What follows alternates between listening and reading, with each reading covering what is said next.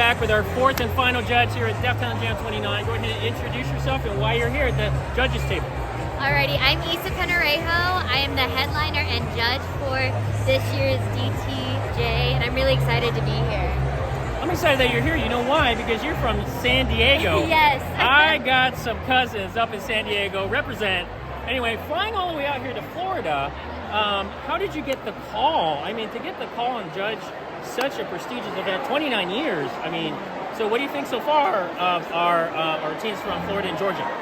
I'm blown away. It's so exciting to see the talent out here, especially I'm not usually here in the East Coast as much, especially for dance. So to see the talent that's here and what the teams are bringing is super exciting. Awesome. So what have you taken away so far from the theme of Elan and how they've incorporated it for the teams?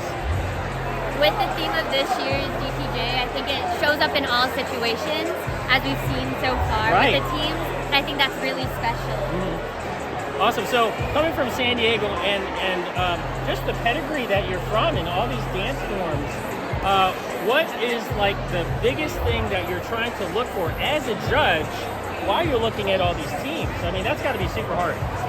Yes, there's so many things, but I think one thing for me at least is finding the story and the humanness of what they're telling. It's so amazing to see these teams come together and put such great moves together and have such great sets, but I think really telling the story and making us feel like we're coming into their own world is really important for me. Awesome. So that's a great segue into talking about performance. You're going to be performing while everybody is trying to tabulate who's going to be the winner for Def Talent Jam 29. So what are you going to bring to the stage for us all the way from San Diego, California, over 2,000 miles away, here on this stage in Gainesville, Florida? What are you going to bring? Well, at least with what I'm performing, I think I wanted something to represent the calm and peace in terms of a situation that feels so turbulent or having that triumph, because as much as we have those highs or those moments that are very chaotic, that feels like, I think having those, it balances out with those moments that feel more at peace and really taking your time to breathe and take it day by day, baby steps as you're on this journey. Right. And so I think the last part of it is knowing that, you know, obviously in the back of our mind every day since March 2020, when they made the call about COVID, you know, and seeing how really the vital force is important for this particular Def Talent Jam. How does that interpret to dance? How has that transcended what we're seeing through dance?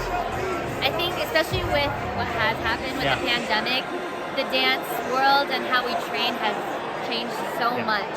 And I think it's a little bit discouraging at first to know that we may not be where we used to be before the pandemic, but to know that we can just work as hard or work harder to get somewhere close to that and still produce something so beautiful and something so relatable. Right, well, you're hearing it from up there. We're ready for the second half. Yes. We can't wait for the second half of Def Talent Jam TMO, and we got to get going. Yes. Okay, take it easy. Peace out.